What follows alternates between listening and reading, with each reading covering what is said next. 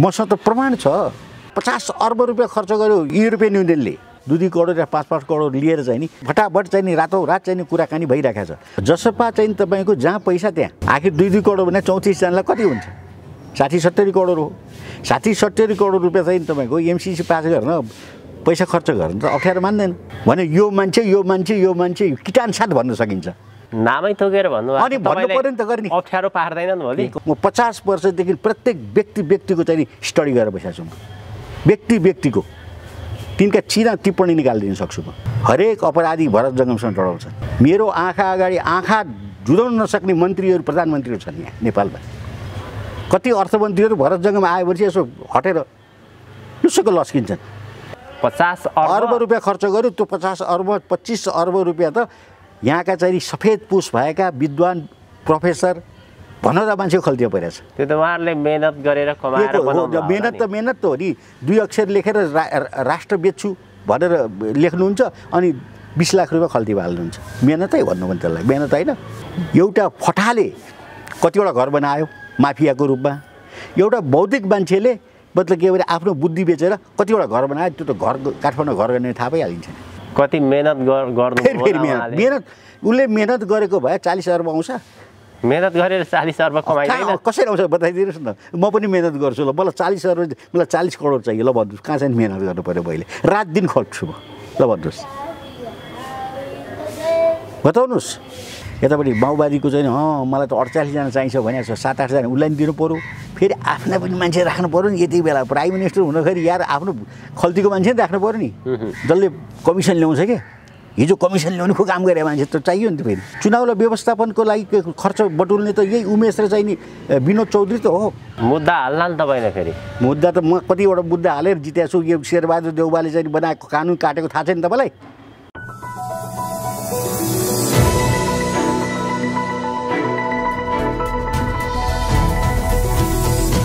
हिमाल online TV वरिष्ठ पत्रकार, राजनीतिक विश्लेषक तथा लेखक भरत जङ्गम हुनुहुन्छ।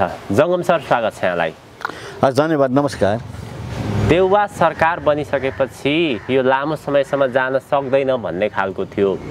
अहिले देउवा सरकारले नेपाल विद्युत प्राधिकरणको कार्यकारी निर्देशकमा जनताले रुचाएका कुलमान घिसिङलाई ल्याउने तयारी गरिरहेको छ। यो विषयलाई तपाईँले कसरी हेर्नु भएको छ?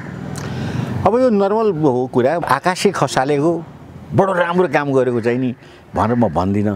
उनले आफ्नो प्रशासनमा मान्छे परिवर्तन गर्नु भनेको साधारण कुरा हो।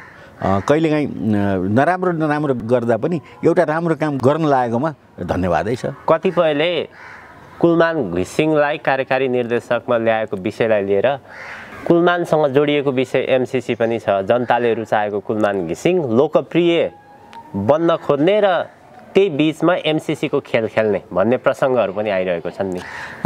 जतिखेर कुलमानले एमसिसीलाई अलिकति प्रश्रय दिएका थिए त्यतिखेर उनले यो एमसिसीको रिजल्ट भविष्य चाहिँ बुझेका थिएनन् कि यसको भित्र डेप्थमा गएर उनले हेरेका थिएनन् है। जसो कारणले गर्दा उनले केही भने होला। त्यो समयमा उनले विरोध पनि गरेनन्। फेरि उनी धेरै बोल्ने मान्छे पनि होइनन्, काम गर्ने मान्छे, इमान्दार मान्छे होइन, एउटा प्रशासक है। अब प्रशासकको बारेमा हामीले यसरी टाइम दिएर भनिरहनु पर्ने आवश्यक छ। राम्रो मान्छे धेरै छन् नेपालमा।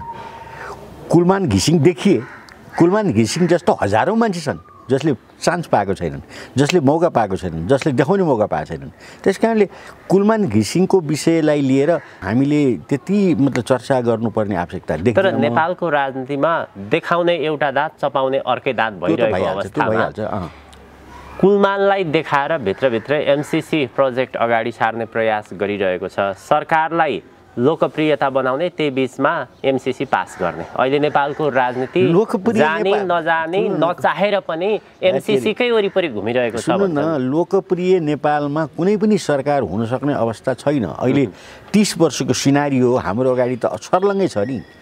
एमसिसीको विषय के हो त? हो त्यसो भन्नुहोस् न, मलाई सोध्नुहोस् न, म बताउनु तयार छु। अब तपाईँ गएर सचिवलाई गएर भन्नु होला, डाइरेक्टरलाई गएर भन्नु होला, ल एमसिसी बोल, कसले बोल्छ? बोल्दैन नि। उनीहरूको कामै होइन।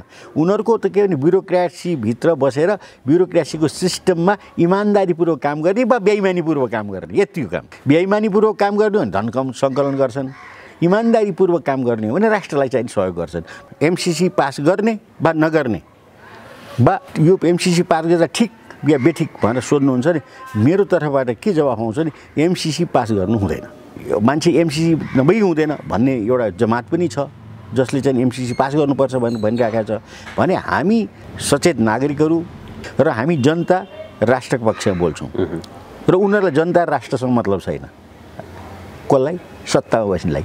उनले कमिसन खाएका छन् कि वचन मात्र दिएका छन् कि हिस्सेदारै पो छन् कि त्यो हामीलाई थाहा छैन। तर उनले 75 सालमा चाहिँ एमसिसीमा सिग्नेचर गरेको हुनाले उनको दायित्वभित्र के पर्छ भने एमसिसी कुनै हालले पास गर्नुपर्छ, होइन भने उनको राजनीति समाप्त हुन्छ।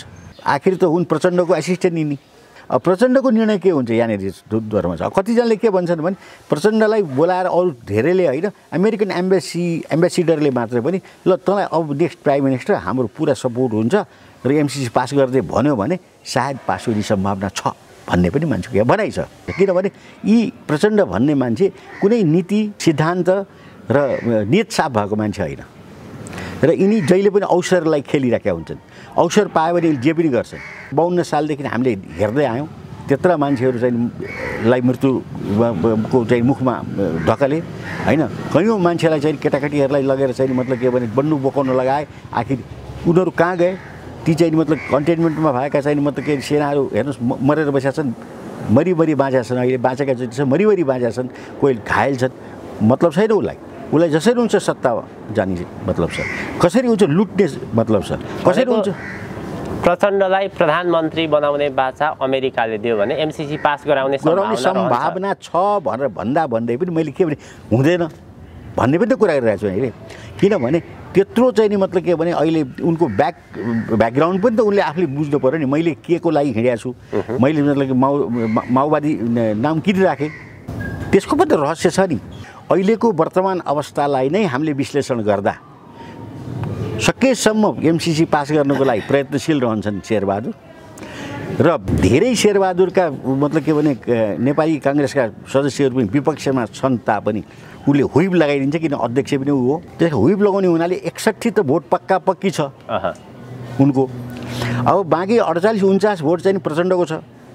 अब प्रचण्डले हुइप लगाउँदा पनि मतलब कि फ्लोर क्रस गर्दैन भन्ने कुरा के विश्वास? किनभने माओवादीहरू चाहिँ एउटा फ्लोर क्रस गरिसके, एउटा जत्ता रामबहादुर र रायमाझी जस्ता बलिया मान्छे पनि फ्लोर क्रस गरेर देखियो र उनीहरू अर्को मतलब के भने तपाईँको चाहिँ विपक्षी दलमा गएर मिले, त्यो पनि तपाईँले देख्नुभयो। अहिले गएर याचना गरिरहेका छन् सर्वोच्चले चाहिँ डिनाइ गरिदियो, हामी त्यसलाई चाहिँ अब हेर्दैनौँ है त भनेदेखि अब 48 जना बाँकी मध्येले पनि मतलब के भनिरहेछन् प्रचण्डलाई पनि हामी सबैलाई प्रधानमन्त्री चाहियो। तिमीले 40-45 त बनाइसक्यो जङ्गलीहरूलाई, अब हामी पनि त जङ्गली हौँ नि, हामी पनि मन्त्री बन्नुपर्छ भनेर सबले एट्याक गरेको कुरा आज 3-4 दिन अगाडि प्रचण्डले टाउको समातेर चाहिँ भनेको थिएँ म आपद विपदमा परेको छु कि बिहानदेखि बेलुकासम्म जति सांसदहरू भेट्टाउँछ मन्त्री चाहियो, म कतिलाई मन्त्री दिउँ, मैले 5वटा कि 6वटा सियो मन्त्री पाउँदिनँ त म कसरी दिन सक्छु भनेर आपतमै छ दिने है। अब जब मन्त्री दिनेनन् भनिसकेपछि फ्लोर क्रस गर्छन् भन्ने कुरा त तपाईँको रामबहादुरको ग्रुपले देखाइहाल्यो। अनि अब बाँकीको मतलब के हुइप लाग्छ त तिनीहरूलाई? त्यो नलाग्न नि सक्छ, किन आफ्नो संसदै छोडेर जान सक्छन् भन्ने कुरा नि थाहा भयो। र त्यसैले अब यहाँ चाहिँ नि फेरि अर्को जसपाको कुरा छ। जसपा चाहिँ तपाईँको जहाँ पैसा त्यहाँ जसपाको सिद्धान्त छँदै छैन। हेर्नुहोस् त्यहाँ पनि 2टा ग्रुप छ, तपाईँलाई थाहा छैन छ। अहिले पनि मतलब के भने उपेन्द्रले कसैलाई कारबाही गरेको छैन, सबै संसदै छन्। यद्यपि निर्वाचन आयोगले उपेन्द्रलाई चाहिँ मतलब के भने संस्थापन पक्ष भनेर तोक्यो, तर महन्त ठाकुरको ग्रुप त अहिले राजीनामा गरेर पनि छैन, उनीहरूलाई हटाएको पनि छैन, उनीहरू पनि संसदमा छन्। त भने उनीहरू चाहिँ 2-2 करोड नबिक्लान् भन्ने कि आखिर 2-2 करोड भने 34 जनालाई कति हुन्छ? 60-70 करोड हो। 60-70 करोड रुपियाँ चाहिँ तपाईँको एमसिसी पास गर्न पैसा खर्च गर्न त अप्ठ्यारो मान्दैन शेरबहादुरजीले। त्यस कारणले त्यो ढङ्गले हेर्दाखेरि चाहिँ एमसिसी पास हुने सम्भावना हुँदैन। हामी रोक्छौँ नि त्यहाँ, फेरि हामी बाहिरबाट कराउँदैनौँ, चिच्याउँदैनौँ। तपाईँहरूले कराउँदैमा रोकिन्छ बहुमतले पारित हुन्छ। कति तपाईँको कति चिज रोकिया छ त हामी इन साइन आउट सबै देखाउँदैछौँ नि। अब यो जसले चाहिँ जसपाको चाहिँ मान्छेले यो मेरो इन्टरभ्यू हेर्छ, कुनै यादवजीले या शाहजीले या चाहिँ मतलब कुनै व्यक्तिले हेर्ने बित्तिकै ए हाम्रो चाहिँ मतलब के भनेदेखि फलानु यादवजी बिक्ला है बिक्ला भनेर तलको चाहिँ भोटर्सले त औँलो ठडो छ नि। अब त यो त तपाईँका लाखौँमा जान्छ नि तपाईँको। अब जसपाको चाहिँ नि मतलब के भने सांसदहरू बिक्छन् भन्ने कुरा जो मैले स्पष्टै बताइदिएँ के, किनभने उनीहरूको अहिले बस्ने ठाउँ पनि छैन, टेक्ने मतलब उभिने ठाउँ पनि छैन, पेन्डुलममा छन्। एउटा संस्थापन पक्ष भयो, एउटा चाहिँ नि संस्थापन विपक्ष हो, उसले एनी टाइम चाहिँ संसदबाट हटाइदिनु सक्ने अवस्था नि छ। यतिखेर भाइ जो हात सो साछ 2-2 करोड या 5-5 करोड लिएर चाहिँ नि बिकौँ भन्ने अवस्था सिर्जना भइसक्यो यहाँ हेर्नुहोस्। र फटाफट चाहिँ नि रातौँरात चाहिँ नि कुराकानी भइरहेको छ। अब यो कुरा तपाईँको माध्यमद्वारा यदि चाहिँ नि मतलब के भने म तल्लो लेभलमा पुगेँ या जसपाको चाहिँ नेताको चाहिँ नि भोटर्समा म पुगेँ भने त्यो भोटर्सले कुरो बुझ्छ। भरत जङ्गमजीले सो भन्नुभएको छ, तपाईँ बिग्ने सम्भावना छ है भनेर उसलाई नेतालाई भन्ने त सतर्क भयो नि त्यो मान्छे, नबिग्न नै सक्छ। यसको एउटा फाइदा यो पक्ष छ कि यो सञ्चारको फाइदा हामी इनसाइड आउट सबै देखाइदिन्छौँ। यसको मतलब म यो होइन कि जसपा मतलब नबिकोस् भने होइन, जसपा बिकोस् भने पनि छैन। हजुर, सम्भावनाहरू हामीले देखाइदिनुपर्छ होइन, भोलि हुने सम्भावनाहरू। किन अब तपाईँको शेरबहादुर देउवाले जम्मा 5देखि 7 भन्दा बढी कुनै हालतले मधेसवादी दललाई दिन सक्दैन, किन उसले अब 17वटा सेवा छैन, 18वटा सेवा छैन, एउटा दिनुपर्ने भने 6वटा त पुरा भइसक्यो। अब 18-19वटामा आफ्नो काङ्ग्रेसलाई दिने कि काङ्ग्रेसमा रामचन्द्रको ग्रुपलाई दिने कि यतापट्टि तपाईँको माधव कुमार नेपालको ग्रुपलाई कुरेर बसेको छ होइन, यतापट्टि माओवादीको चाहिँ मलाई त 48 जना चाहिन्छ भनेको छ, 7-8 जना उसलाई दिनु पऱ्यो भन्दाखेरि त्यो 19 जना कसलाई दिने? फेरि आफ्ना पनि मान्छे राख्नु पऱ्यो नि। यति बेला प्राइम मिनिस्टर हुँदाखेरि यार आफ्नो खल्तीको मान्छे राख्नु पऱ्यो नि, जसले कमिसन ल्याउँछ क्या। हिजो कमिसन ल्याउनुको काम गरे मान्छे त चाहियो नि त, फेरि त्यसलाई पनि त एकचोटि स्ट्यान्ड उसको चाहिँ नि उच्च बनाइदिनु पऱ्यो नि पर्सनालिटी। जस्तो अहिले उमेश श्रेष्ठ जस्तो तपाईँको शिक्षा माफिया र तपाईँको स्वास्थ्य माफियालाई स्ट्यान्डर्ड बढाएर मन्त्री बनाइदियो। पार्टी चलाउनु पर्यो, भोलि चुनावको लागि खर्च चाहियो नि, हिजो लिइराख्या हो नि। अब तपाईँको चुनावलाई व्यवस्थापनको लागि खर्च बटुल्ने त यही उमेश र चाहिँ नि विनोद चौधरी त हो हिजो। र भोलि पनि अब पर्सिको चाहिँ तपाईँको चाहिँ महाधिवेशन छ, जसको पल्ला भारी व्यापारीले त्यतै लगानी। अनि फेरि व्यापारीलाई हाइट बढाइदियो भने न त्यो व्यापारीले बढी कलेक्सन गर्न सक्छ। हाइट बढाइदिएन भने त व्यापारीले भने कसले बुझ्दैन। अब अहिले उमेशजीले फोन गरेपछि 2-4 करोड भने त मतलब के भने 5 मिनटभित्र जम्मा हुन्छ। ठ्याक्क टेलिफोन गरेर ल अब शेरबहादुरजीको आवश्यकता पऱ्यो, त्यहाँ के अरे ऊ हुँदैछ, के अरे महाधिवेशन हुँदैछ, 25 करोड चाहिने, ल भैया तपाईँ 5 करोड रुपियाँ दिनुहोस् भनेर कुनै पनि मान्छेलाई टेलिफोन गऱ्यो भने त्यो 5 भनेर तपाईँको 25 जना चाहिँ आएर 25 करोड आउँछ, 1 अरब आउँछ। त्यो के भने व्यापारीलाई र माफियाहरूलाई स्तरमा पुर्याएर एउटा पर्सनालिटी डेभलप गरिदिने, त्यो पनि मतलब कि राज्यमा राजनीति गर्ने गर्छन् है। तपाईँलाई एक्जाम्पलै दिइहालेँ नि मैले। यद्यपि मतलब के भने उमेशजी मसँग पनि टेलिफोन वार्ता भएको राम्रै मान्छे हुन् है, किन स्टार्टिङदेखि एउटा लिटल एन्जल्स पनि एउटा प्राइमेरी स्कुल खोलेर काठमाडौँमा चाहिँ नि बिजनेस स्टार्ट गरेर मान्छे हो है, नामै लिटल एन्जल्स होइन। त्यस्तो चाहिँ नि एउटा प्राइमेरी स्कुल खोलेर उठेको मान्छे आज चाहिँ नि जाइन्ट भएर चाहिँ नि शिक्षा माफिया, उनको कुन कलेज छैन, उनको कतिवटा चाहिँ तपाईँको के अरे अस्पताल छैन, कतिवटा चाहिँ तपाईँको चाहिँ नि फार्मास्युटिकल चाहिँ कम्पनी छैन, भन्नुहोस् त कसरी आयो? त्यस्तै किसिमको चाहिँ राजनीतिक साँठगाँठ बढाउने त हो। र अहिले झन् चाहिँ उनको स्तर बढाउन राज्य मन्त्री बनाइएको छ, साराले विरोध गरेका छन्, काङ्ग्रेसभित्रैबाट विरोध छ। त्यो उपाध्यक्ष र तपाईँको चाहिँ महामन्त्रीले विरोध गरिरहेछ, सुन्दैन शेरबहादुर। किन सुन्नु पर्यो? नोट आउँछ भाइ, जहाँबाट नोटको चाहिँ नि फोलो बगिरहेछ त किन कुरो सुन्ने? आफ्नै पार्टीभित्र उनले त्यो कुरा सुनेका छैनन्। अब एमसिसीको सवालमा जनताको कुरा तपाईँको कुरा के सुन्ला? त्यसैले कुरो के छ भने यो राजनीतिमा अहिलेको राजनीति गन्दा राजनीति छ, बडो फोहोरी छ राजनीति, यो सिद्धान्तको राजनीति छैन। त्यस कारणले एमसिसी पास होस् भन्ने अमेरिकाले चाहन्छ भने त्यो पनि अमेरिकाको पनि मूर्खता हो, नहुन नि सक्छ, सहन गर्नुपर्छ। फेरि यसो भनेर एमसिसी पास नहुँदैमा नेपाललाई अमेरिकाले छोड्न पाइन्न र छोड्दैन, हाम्रो सम्बन्ध उत्तिकै प्रगाढ रहन्छ अमेरिकासँग। जङ्गम सर, अहिले नेपालको राजनीतिमा यो पछिल्लो केही वर्ष यता जस्तो प्रकारका राजनीतिक घटनाक्रमहरू आन्दोलनहरू अभियानहरू चलिरहेका थिए र नेपालमा चाहिँ खास गरी राज संस्थाको कुराहरू उठिरहेको थियो। देउवा सरकार आउनुभन्दा अगाडि राजनीति जसरी डगमगिएको अवस्था थियो त्यति बेलासम्म राज संस्थाका ढोकाहरू खुला थिए। तर राजनीतिमा कस्तो प्रकारको युटर्न भयो भने अमेरिकन शक्तिहरू हावी गरेर देउवा सरकार आइसकेपछि राज संस्थाको बाटो अलिकति पर गयो, त्यो धकेलियो भन्ने खालको कुरा पनि छ। के छ यो विषयहरू चाहिँ? रुकेको चाहिँ छैन। रुकेको किन पनि छैन भने हिजो मात्रै पनि येलो पगोडामा राज संस्था चाहिन्छ भन्ने मान्छेको ठुलो भेला भयो, त्यो तपाईँलाई थाहा हुनुपर्छ। र घर घरमा ठाउँ ठाउँमा अहिले भइरहेका छ, क्रियाशील छन्। र जहाँसम्म राज संस्थाको कुरा छ, हेर्नुहोस् मान्छेको जनजनमा मनमनमा राजा बसेका छन्।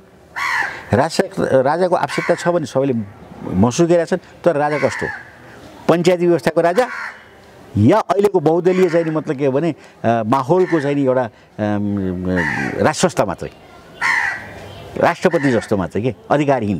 राष्ट्रपति छँदै छ नि, राष्ट्रपति जस्तो त आवश्यकता छैन। राष्ट्रपतिसँग राजा राख्दा के बिग्रियो त? के बिग्रियो भन्नुहोस् त? आखिर राष्ट्रपतिलाई नि पोस्नै पर्ने छ। 6-6 जना 7-7 जना तपाईँको चाहिँ मन्त्री स्तरको के अरे सल्लाहकार दिनु पर्ने छ। जर्नल चाहिँ नि मतलब के भने र चाहिँ नि 200-300 चाहिँ फौज दिनु पर्ने छ। के काम त्यो राष्ट्रपति भन्नुहोस् त? त्योभन्दा त राजा राम्रो नि। त्यति मान्छे पनि लिएन। राजाले त अहिलेसम्म 36 जना मान्छे लिएर सेक्युरिटी लिएर बसेका छन्। हेर्नुहोस् त। त्यो भनेपछि आखिर राष्ट्रपति पावरले चाहिँ राष्ट्रपतिको कुनै कार्यकारी अधिकार हुँदैन, छैन। त त्यस्तै कार्यकारी अधिकार नभएको एउटा राज संस्था राख्दा के बिग्रियो त? किन जनजनमा मनमनमा नेपालीहरूको मतलब के भने मनमा बसेका राजा।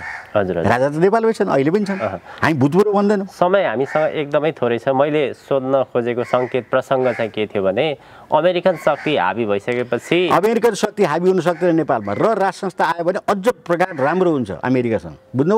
किनभने अमेरिकासँग राजा महेन्द्रले यति राम्रो दौत्य सम्बन्ध कायम गरेको छन्। त्यो मतलब के भने व्हाइट हाउसको चाहिँ मतलब नेपाल देशमा सुरक्षित छ अहिले पनि। आन्दोलन अलिक चर्किरहेको थियो, देउवाले ल्याएर राजनीति डाइभर्ट गरियो भन्यो नि। होइन गरेका छैन। डाइभर्ट गरिया छैन, डाइभर्ट हुन खोजेको छ। जो चाहिँ नि एउटा हुइम छ नि, राजा चाहिन्छ भन्ने एउटा चाहिँ नि आवश्यकताको बोध भइरहेछ नि, त्यो बोधमा कमी छैन। एउटा कुरो तपाईँ सम्झिनुहोस्।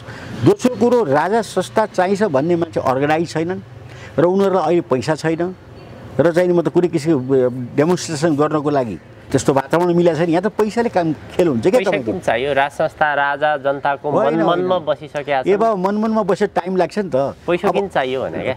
पैसा किन चाहियो भने नि जसरी राजालाई मतलब के भने राजाको विरोधमा राज संस्था आवश्यकता छैन भन्ने विरोधमा अरबौँ रुपियाँ भारतले पिएलेर तपाईँको 62 सालमा मान्छे त 600 दैनिक 600 रुपियाँ दिएर ल्याएको त हामीलाई थाहा छ नि। पैसै दिएर ल्याएको किन? अस्ति त त्यो 62 को 600, अस्ति त 5000 दिएर ल्याए। तपाईँलाई थाहा छ? अस्ति भनेको केपी शर्मा ओलीले एकजनालाई 5000 रुपियाँ खर्च लाग्यो। ठेकदारले त्यति खायो। 5000 को दरले लियो। अब दिनेलाई 500 दियो, 1000 दियो, त्यो त थाहा भएन। मोटरमा ल्यायो, 3 दिन राखेर भात खान्थ्यो। 5000 रुपियाँ। ए त्यसमा ठेक्का भयो। 5000 को दरले ठेक्का भयो। त्यसै गरी प्रचण्डले पनि ल्यायो नि, प्रचण्ड माधव कुमारले।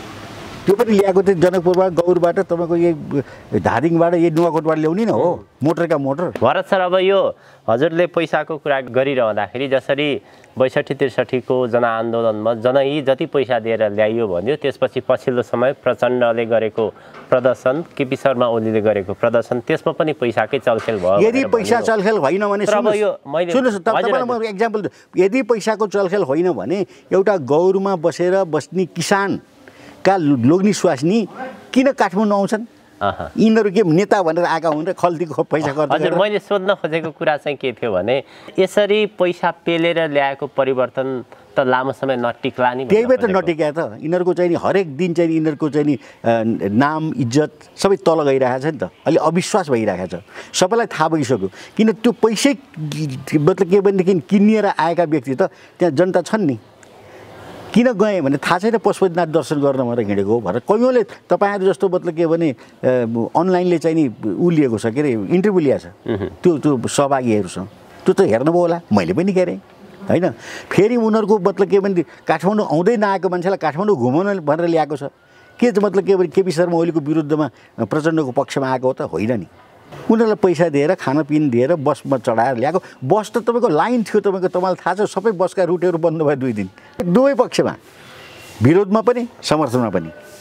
त्यो त हामीले भर्खरै देखेको 4-5 महिना अगाडि चाहिँ देखेको कहानी किस्सा हो। त भने अब भोलि पनि परिवर्तन चाहियो भने 2 अर्ब रुपियाँ यहाँ आओस्, 24 घन्टाभित्र चेन्ज हुन्छ यहाँ।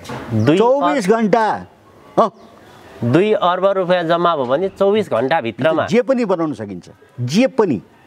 त्यति सजिलो छ। कालोलाई रातो बनाउन सकिन्छ, रातोलाई कालो बनाउन सकिन्छ, यो व्यवस्था परिवर्तन गर्न सकिन्छ, यो संविधान समाप्त गरेर अर्को संविधान स्थापित गर्न सकिन्छ। बडो रहस्यको कुरो गर्नु। रहस्यको त बन्दिसकिन्छ। 2 अर्ब रुपियाँ अहिले जम्मा भयो भने कालोलाई रातो, रातोलाई कालो जे पनि बनाउन सकिन्छ। हिजो भएको छ त मैले देखेँ, अनि म अहिले बोल्दिनँ। होइन भने 240-50 वर्षदेखि बसेको राजालाई कर्ण सिंहले चाहिँ आएर चाहिँ एस्योरेन्स दिँदै संवैधानिक राजतन्त्र रहन्छ भनेर एस्योरेन्स दिँदै दिल्लीमा पुगेपछि चाहिँ तपाईँको इन्दिरा काङ्ग्रेसको चाहिँ मतलब के नीति बदलिएर चाहिँ मतलब के भने पैसा पेलेर चाहिँ सिध्याइदिएन यहाँ, कसलाई थाहा छैन।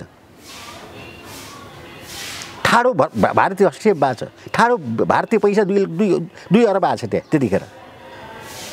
उफ्रियाछन् पैसाकै चलखेल हो भने त संविधान, गणतन्त्र, व्यवस्था, क्रान्ति बेकारको केही अर्थ छैन। केही अर्थ छैन। नेपालीको प्रत्येक चाहिँ नेपाली इमान्दार नेपालीलाई गएर सोध्नुहोस्, यो हो भरत जङ्गले भने या भरत जङ्गले चाहिँ नचाहिने कुरा गरे हो, सोध्नुहोस्। अब तपाईँको चाहिँ त म त सञ्चारमा आइसकेँ नि, मसँग त प्रमाण छ। र अहिले पनि तपाईँको चाहिँ नि रातोलाई कालो, कालो रातो हुन सक्ने किन अवस्था छ भने अहिले पनि नेपाली जनता गरिब छन्, अहिले पनि नेपाली जनतालाई अभावग्रस्त जीवन बिताउनु परिरहेछ, अहिले पनि नेपाली जनतालाई अभिभावक छैन भन्ने खट्केको छ। त्यसो 2 अर्ब रुपियाँ लगानी गर्यो भने तत्कालै राजसंस्था आउँछ। राजसंस्था छ भने कालो र रातो भन्दैछु मैले, रातोलाई कालो। राजसंस्था आउँछ भने छोडिदिनुहोस् न, मैले भनेको छु र अहिले।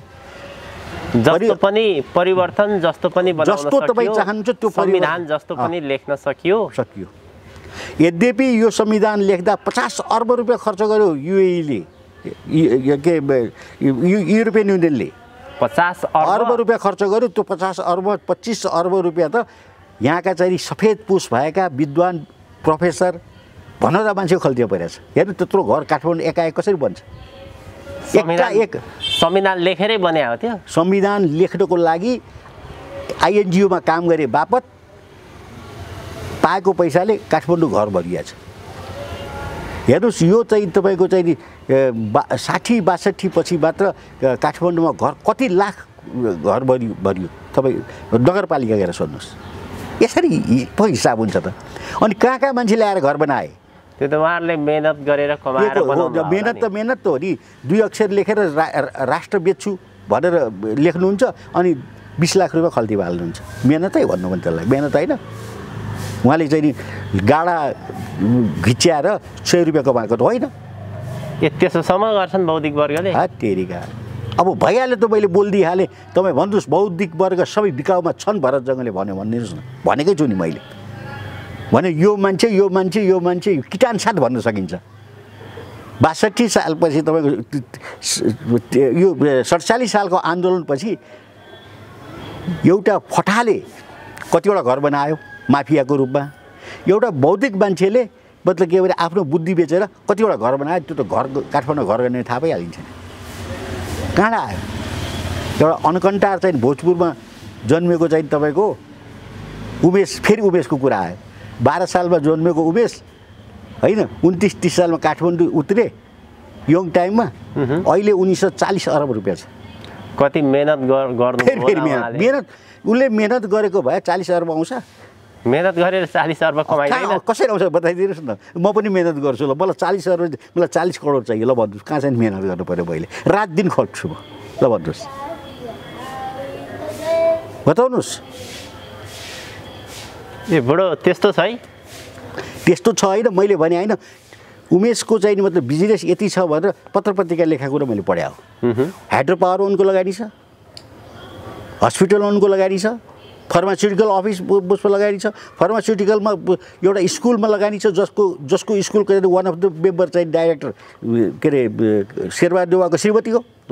सक्छै छ नि, पार्टनर पनि हुन्। नामै थोकेर भन्नु अनि भन्नु पर्यो नि त गर्ने। अप्ठ्यारो पार्दैनन् भोलि को अप्ठ्यारो पार्दैन। मैले कसरी एउटा कुरो ल्याउनुस् भनेर भरत जङ्गमलाई अप्ठ्यारो पार्न बडो गाह्रो छ, किनभने म 50 वर्षदेखि प्रत्येक व्यक्तिको चाहिँ स्टडी गरेर बसेको छु। व्यक्तिको तिनका चिना टिप्पणी निकालिदिन सक्छु म। त्यो चिना टिप्पणी नै बोकेर अनि त तपाईँको किनभने सबैलाई थाहा छ भरत जङ्गमले चाहिँ भ्रष्टाचारको विरुद्धमा आवाज बुलन्द गरेको 27 साल आज 51 वर्ष भइसक्यो। हरेक अपराधी भरत जङ्गमसँग डराउँछ। त्यो अपराधी भने भ्रष्टाचारी बुझ्नुभयो। मेरो आँखा अगाडि आँखा जुदाउन नसक्ने मन्त्रीहरू प्रधानमन्त्रीहरू छन् यहाँ नेपालमा। कति अर्थमन्त्रीहरू भरत जङ्गम आएपछि यसो हटेर लुसुको लस्किन्छन्, एट्याक गरिहाल्ला भनेर। चिना टिप्पणी दिएर बस्नु भएको छ कि होइन? चिना टिप्पणी किन, म स्पष्ट बोल्छु, ती बदमास हो भनिदिन्छु। 4 जना अगाडि बदमास हो भन्दा म होइन बदमास पनि भन्न मिल्दैन। उसले यो कारणले बदमास हो भनिदिएपछि त अप्ठ्यारो पर्छ नि मान्छेलाई। मुद्दा हाल्ला नि तपाईँले फेरि। मुद्दा त म कतिवटा मुद्दा हालेर जितेको छु। यो शेरबहादुर देउवाले चाहिँ बनाएको कानुन काटेको थाहा छैन तपाईँलाई? संसदको चाहिँ पेन्सन खाने कानुन मुद्दा हालौँ न। त्यो मुद्दाको म त प्रतिवाद गर्न म तयार छु। मैले त कति मुद्दा हालेँ यिनीहरूलाई कति पछारे प्रचण्डलाई पछारिनँ कि तपाईँको चाहिँ शेरबहादुरलाई पछारिनँ कि। त्यसैले मसँग चाहिँ मतलब स्पष्टता भएको हुनाले ममा इमान्दारिता छ, देशप्रति स्नेह छ, देशप्रति प्रेम छ, राष्ट्र र मतलब के भने जनताको लागि म पूर्ण रूपले समर्पित भएर लागेको छु। र मैले गरेको क्रियाकलापले कति पैसा चाहिँ राष्ट्र कोषमा बचेको छ त्यो तपाईँलाई थाहा छ, जग जाहेर छ कि थाहा छैन? भनेको लगभग नेपालमा कति अरब कति खरब जस्तो भ्रष्टाचार भयो होला।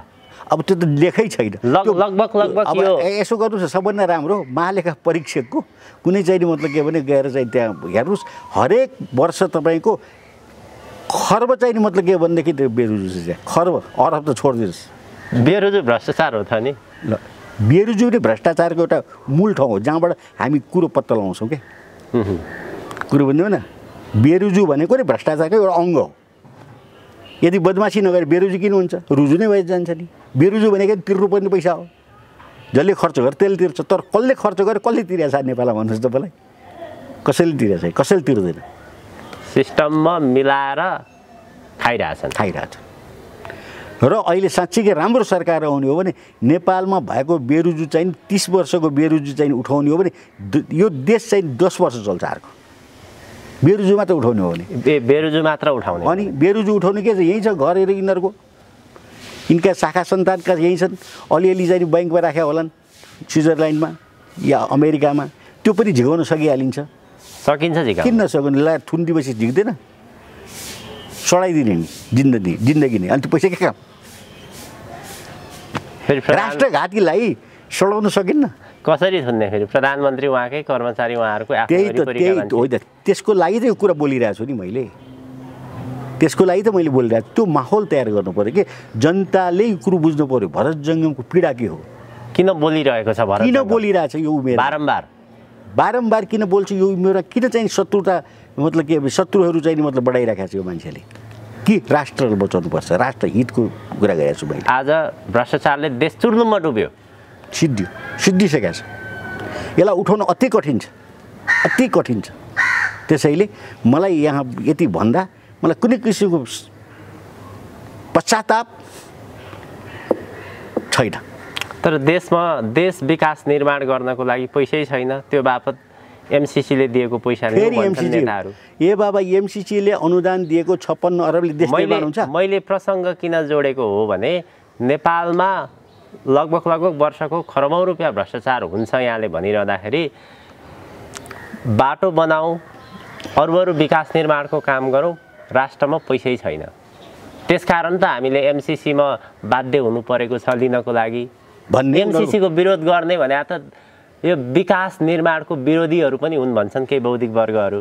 त्यो मूर्खहरूले भने, त्यो बौद्धिक वर्ग होइन, ती मूर्ख हुन्, तिनले बुझेका छैनन्, पढेका छैनन्, कहाँ नपढ्नुमा अमेरिकाको चाहिँ ठुलो युनिभर्सिटीमा PhD गरेर त्यसै भए तिनलाई चाहिँ यो MCC को चाहिँ नि मतलब के भने कन्ट्र्याक्टको एउटा प्रति पठाइदिनुहोस् त्यसलाई तपाईँ भन्नुहोस् उसको एड्रेस दिनुहोस् म पठाइदिन्छु तपाईँ नै पठाइदिनु अब पठाइदिन्छु के गर्ने त पढ्नु पऱ्यो नि त तिनीहरूले पढ्नु सढ्नु चाहिँ यसै गफ गरिदिने पढ्नु पऱ्यो नि के डिफेक्ट छ भने त्यहाँ धेरै धेरै धन्यवाद हस् नमस्कार